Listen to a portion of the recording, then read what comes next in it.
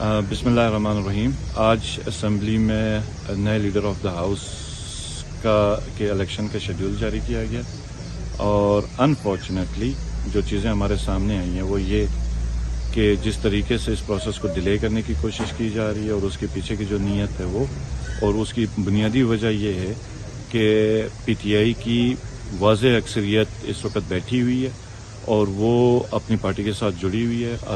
راجہ اعظم خان جو پاکستان تحریک انصاف کے نامینیٹڈ ہیں ان کو ووٹ کرنے کے لیے تو کبھی بام تھریٹ سے اسمبلی کو خالی کروانے کی کوشش کی جا رہی تاکہ کورٹ سے اسٹے کیا جائے اور وہ بھی ایک سپیڈی ہمیں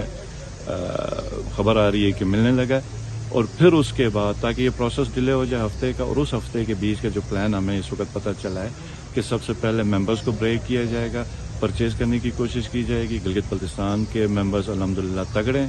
اگر اس کوشش میں وہ ناکام ہو جائیں گے تو پھر ممبرز کی گرفتاریاں مجھ سمیت کہ میں پاکستان تحریک انصاف کا پریزیڈنٹ ہوں تو کوئی لیڈرشپ نہ رہے اور چیدہ ممبرز کو گرفتار کیا جائے تاکہ عددی اکثریت پی ٹی آئی کی نہ رہے اور پھر یہ اپنا الیکشن کریں اور گلگت بلتستان میں پی ٹی آئی کی حکومت اس طریقے سے ختم کریں. تو میرا ایک سوال ہے کہ اتنے حساس علاقے میں اس طریقے سے قانون کو, اصول کو, ضوابط کو روند کے کس کو کیا ملے گا اور اس کے نتائج کیا ہوں گے, یہ پھر سب تیار ہیں.